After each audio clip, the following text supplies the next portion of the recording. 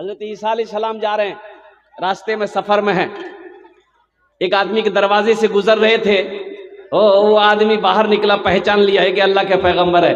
कहा कि हुजूर अगर आपकी इजाज़त हो तो आप कहाँ जा रहे हैं? बोले मैं सफ़र में जो निकला हूँ। कि अगर आपकी इजाज़त हो तो मैं भी आपके साथ हो लूँ, मैं भी आपके साथ हो लूँ, कुछ दिन आपके सोहबत में रहेंगे, आपके साथ में रहेंगे।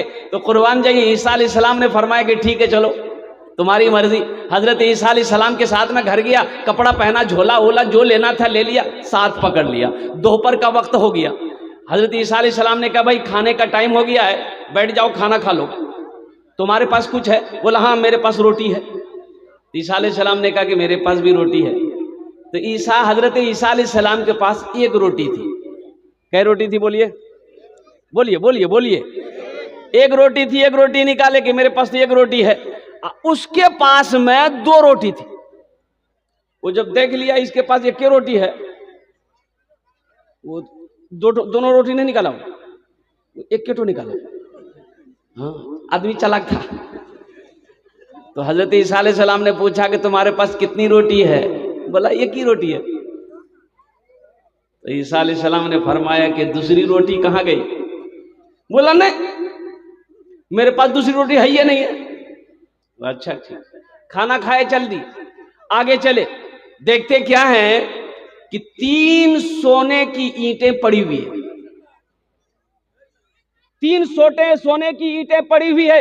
इस शख्स की नजर पड़ गई, अब खुशी के मारे झूम उठा और कुर्बान जाओ। हजरत ईसा अलैहिस्सलाम ने कहा कि भाई देखो 3 ईंटें हैं, आदमी 2 हैं, एक ईंट तुम्हारी, एक ईंट मेरी, एक ईंट उसकी है जिसके पास दूसरी रोटी है। बोले ला वो दूसरी रोटी हमारे पास समझी, वो दूसरी रोटी मेरे ही पास है। झोला में हाथ डाला, निकाल के दिखाया कि देखो। हजरत ईसा अलैहिस्सलाम ने इरशाद फरमाया ये भी ईंट तुम्हारी, ये भी ईंट तुम्हारी, ये भी ईंट तुम्हारी। हजरत ईसा अलैहिस्सलाम वहां से चल दिए।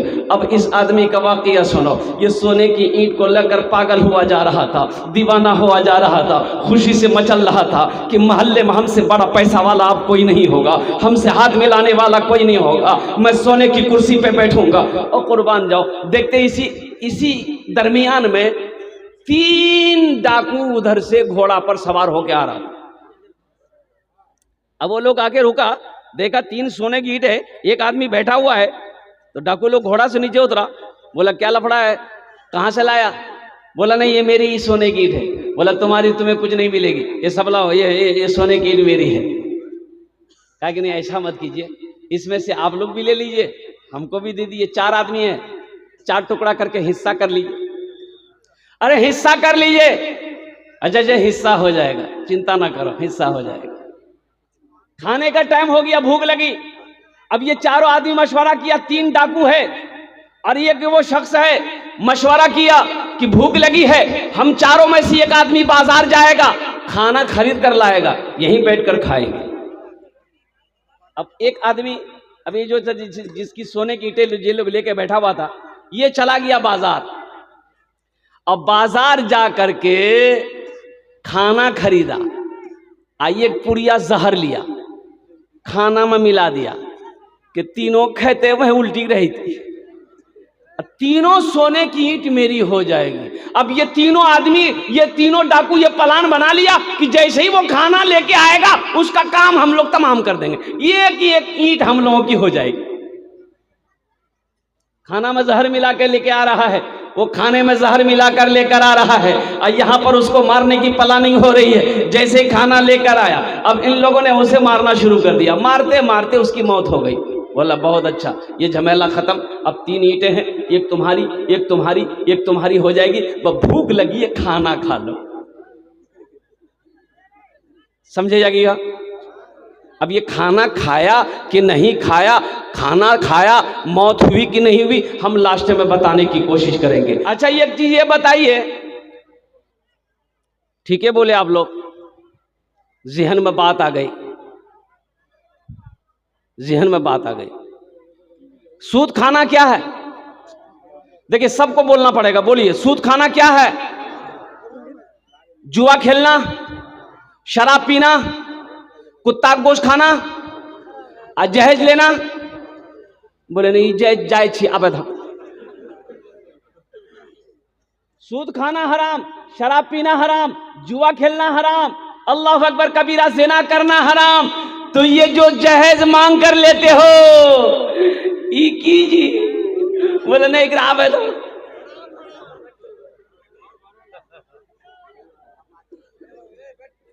तुमने क्या समझा? ये जहेज के पैसे को आप मजाक समझ रहे हैं? ये खिलौना है। जहेज का पैसा लेकर आप क्या समझते हैं अमीर बन जाइएगा आप? अरे 1-2 लाख क्या, अगर 20 लाख भी लड़की वाले से जहेज मांग कर ले लोगे, कसम खुदा कि आप अमीर नहीं हो सकते। हराम का पैसा नहीं रुकता, वो जिस रास्ते से आया उसी रास्ते से चला जाएगा। वादा करो ना जहेज मांगेंगे ना जहेज देंगे, ना जहेज लेंगे ना जहेज देंगे। वादा करो। कितने लोग तैयार हो? जरा हाथ उठाकर इंशाअल्लाह। अजिल्ला अल्लाह से वो कहीं रिटर्न है थी। नहीं बोली जी नहीं रिटर्न नहीं। हाँ अच्छा, जहेज के ऊपर हम आएंगे, अभी आएंगे। पहले मैं कुछ काम कर लूं, ज़हन को हाजिर करो। मस्जिद जमीन है नहीं, मस्जिद बनेगी कैसे? तो अल्लाह के नबी जनाब मोहम्मद रसूलुल्लाह सल्लल्लाहु अलैहि वसल्लम की नज़र पड़ी, एक ज़मीन खाली थी। तो अल्लाह के नबी ने इरशाद फरमाया कि मेरे सहाबियों ऐसा करो, ये ज़मीन खाली है, पता करो ये ज़मीन किसकी है। तो पता किया गया तो पता ये चला, मालूम ये चला कि ज़मीन जो खाली है, पड़ती है, ये 2 यतीम बच्चों की ज़मीन है जिसका बाप नहीं है, बाप का इंतकाल हो गया है, चचा है और चचा ही उन 2 यतीम बच्चों की परवरिश कर रहा है। तो अल्लाह के नबी सल्लल्लाहु अलैहि वसल्लम ने इरशाद फरमाया कि ऐसा करो, उन दोनों यतीम बच्चों को भी बुलाओ, उसके चचा को भी बुलाओ। समझो दीन क्या है। अल्लाह अकबर कबीरा। 2 यतीम बच्चों को बुलाया गया, उसके चचा को बुलाया गया। उस जमीन पर मस्जिद बना सकते थे, इजाजत लेने की क्या जरूरत थी? यहां तो आलम है, यहां तो आलम यह है कि हम बीघा बीघा जमीन लोगों की बेईमानी करके बैठे, फिर भी माथे पे शिकन नहीं, अफसोस नहीं है। अल्लाह अकबर कबीरा। रोड के बगल में खेत है, रोड के बगल में खेत है, सड़क के बगल में खेत है, मार कोदार मार कोदार मार कोदार, आधा रोड रुखे पर मिलेगी। बोले जायज है? अरे बोलो ना, बोलो ना भाई। हाँ। अच्छा देखिए, आल जो देखिएगा, आल बोलीजिए कि आर बोलीजिए? आल देखिएगा। अब एक यहां पर आल है, उधर मेरा एक भाई का जमीन है, दूसरे भाई बस्ती का भाई है, मुसलमान भाई की जमीन है, इधर मेरी जमीन है। अब वो जो आल बीच में है वो आल इतना बरकार है जी, 1-2 साल बचे वो आल इतना भाजी उन्नर वो छाटे जी, नरी छाटे जी, छाटते रह। एक वक्त ऐसा जी आल ने पता चली आल गेले कन्नर। अल्लाह के नबी ने इरशाद फरमाया, जिसने एक बालिश्त जमीन किसी की दबा ली, बेईमानी कर लिया। अल्लाह ये जो दुनिया की जमीन है ना, ये 7 जमीन का अल्लाह तौक बनाकर कयामत में उसके गले में डालेगा, जो एक बालिश जमीन किसी की बेईमानी करेगा, दबाएगा।